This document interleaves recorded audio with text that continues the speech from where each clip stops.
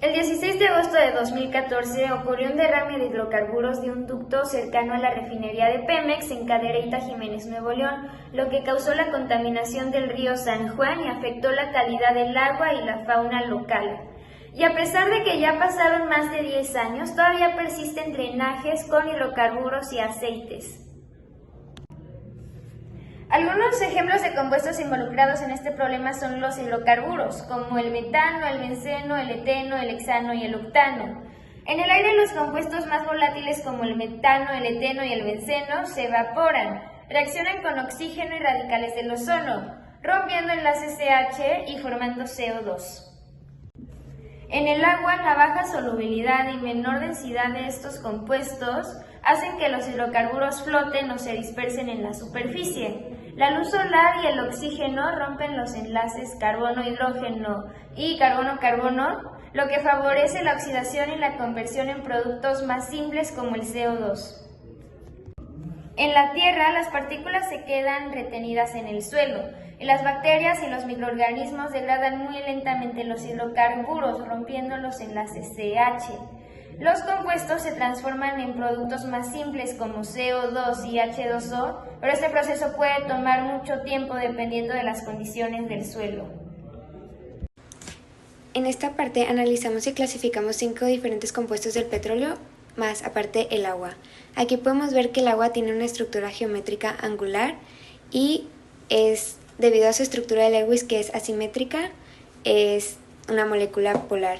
Después tenemos el metano, que tiene una geometría molecular tetraédrica y debido a su estructura es una molécula no polar. Después tenemos el benceno. Este es un aromático con estructura geométrica hexagonal planar y debido a que es simétrica es un no polar. Ahora tenemos el eteno y el hexano. El eteno primeramente tiene una estructura geométrica planar hexagonal y debido a que su estructura es simétrica es una molécula no polar. Además, a diferencia de las otras, este tiene enlaces dobles y las otras moléculas tienen solo enlaces simples. Ahora tenemos el hexano. Este tiene una estructura geométrica tetraédrica y debido a su simetría también es una molécula no polar.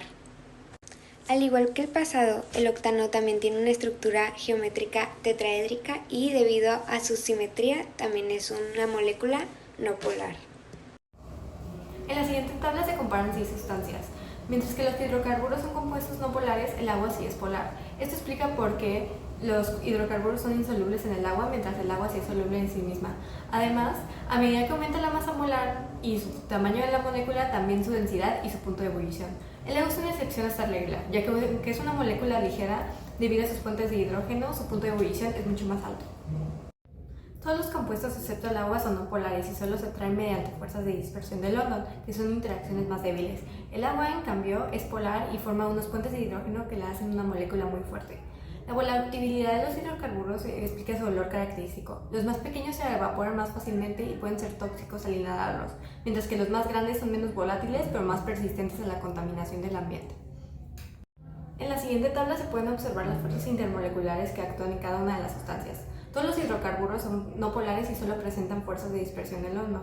Al contrario, el agua, además de las fuerzas de dispersión de London, también tiene unas fuerzas dipolo-dipolo y sobre todo puentes de hidrógeno, que son mucho más fuertes. Esta diferencia explica por qué el agua tiene un punto de ebullición y una solubilidad tan distintos respecto a los demás compuestos.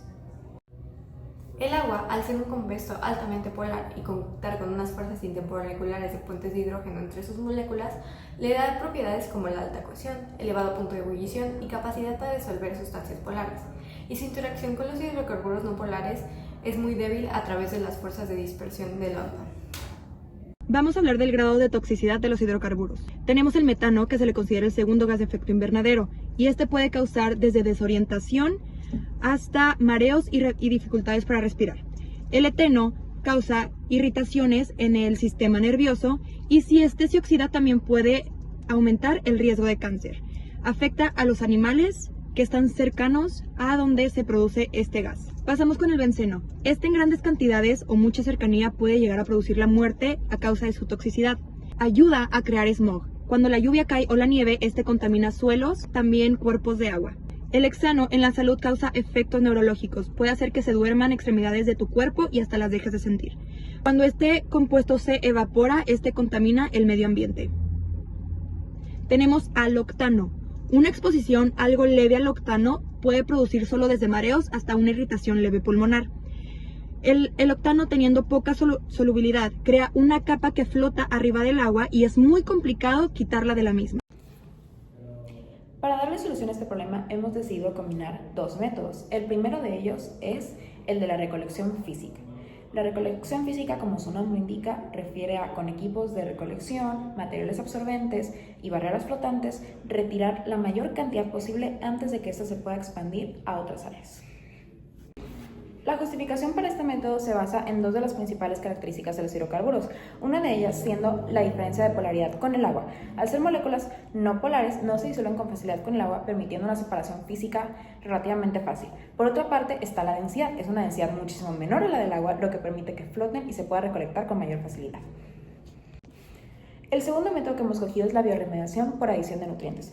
Este método quiere decir que se agregan fertilizantes, especialmente aquellos con nitratos y fosfatos, al agua para que los microorganismos puedan descomponer el petróleo. Esto se debe a que el método anterior no puede remover en su totalidad al petróleo que se encuentra en la superficie. Este método aprovecha que, gracias a la tensión interfacial entre el agua y el petróleo, se generan estas pequeñas esferas, como ya mencioné. E igualmente aprovecha que los hidrocarburos son al final de cuentas materia orgánica, por lo que puede ser descompuesta por ciertos microorganismos siempre y cuando se les agreguen los nutrientes necesarios para que puedan llevar a cabo este proceso, en este caso nitratos y fosfatos.